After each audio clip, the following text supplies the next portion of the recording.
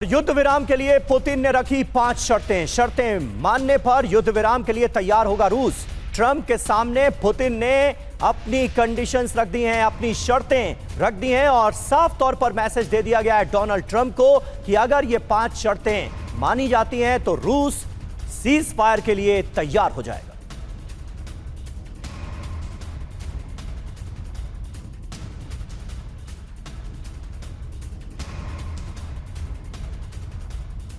तो युद्ध विराम की बात, और युद्ध विराम के लिए पुतिन की ये 5 शर्तें क्या हैं, सबसे पहले ये जानिए, क्योंकि लुहांस्क और डोनेट्स्क रूस को मिले, ये पहली बड़ी बात। वहीं दूसरी बड़ी खबर है कि अस्थायी नहीं बल्कि स्थायी युद्ध विराम हो। तीसरी बड़ी बात, जहां यूक्रेन को नेटो सदस्यता ना दी जाए, जहां यूक्रेन में शांति सेना की तैनाती ना हो, यह है चौथी शर्त। और फ्रंट लाइन से अपने हथियार नेटो हटाए, ये 5 शर्तें पुतिन सामने रख रहे हैं और कह रहे हैं कि अगर इन 5 शर्तों को मान लिया जाता है तो सीज फायर मुमकिन है। बिल्कुल। ऐसे में श्रीवास्तव, इन शर्तों को लेकर अगर बात की जाए तो आज की ग्राउंड रियलिटी डोनाल्ड ट्रंप खुद मान चुके हैं कि बहुत बड़े स्तर पर रूस का कब्जा है। लेकिन क्या यही वजह है कि डोनाल्ड ट्रंप अब रूस यूक्रेन फ्रंट में किसी तरीके से बातचीत की टेबल पर आना चाहते हैं? क्योंकि खतरा अब नेटो को पूरी तरह बढ़ चुका है, खतरा बाल्टिक देशों के लिए भी है। आज के युद्ध विराम के लिए पुतिन की 5 शर्तों पर क्या ज़ेलेंस्की राजी हो पाएंगे?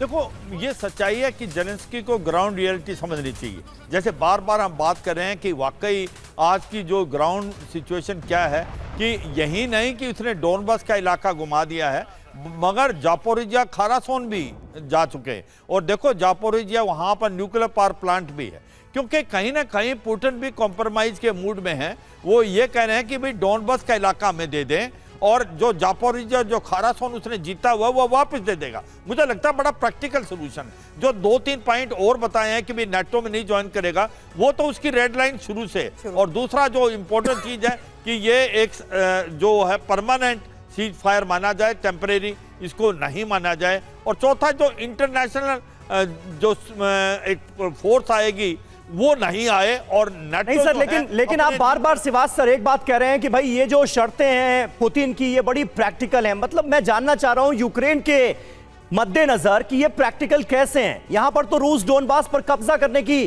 तैयारी कर चुका है, 78% पर कब्जा कर चुका है और डोनबास पूरा हासिल करने की तैयारी कर रहा है। जंग जो है वो तो शुरू इस बात पर हुई थी कि नेटो की सदस्यता लेना चाहता है यूक्रेन। अब अगर उसके लिए भी वो रजामंदी नहीं भर रहा है, उससे कॉम्प्रोमाइज कर रहा है, तो फिर डोनबास पर कब्जे की बात क्यों? हाँ बिल्कुल, आपने ठीक बोला समीर, मगर चॉइस क्या है? ग्राउंड की सिचुएशन ये बोलती है कि रूस धीरे धीरे और आगे बढ़ता जा रहा है। उसने जापोरिजिया खारासोन का इलाका भी जीता हुआ है और कहीं ना कहीं उड़ीसा जीत जाएगा तो ब्लैक सी से भी वो एक प्रकार से अलग हो जाएगा और लैंडलॉक कंट्री बन जाएगी। मेरा मतलब ये है कि आज की तारीख में अगर ये लड़ाई बढ़ती है तो ये लड़ाई रूस वर्सेस नेटो होने के चांसेस है, रूस वर्सेस यूरोपियन कंट्रीज। और मुझे लगता है इसको रोकने के लिए ये जो सोल्यूशन आप पुतिन ने रखा है, इसको आप थोड़ा बहुत कॉम्प्रोमाइज कर सकते हो, मगर जो 2 मेन रेड लाइन है वो 2 ये हैं कि डोनबास का इलाका वो वापस नहीं देगा और कहीं ना कहीं यूक्रेन नेटो में नहीं ज्वाइन करेगा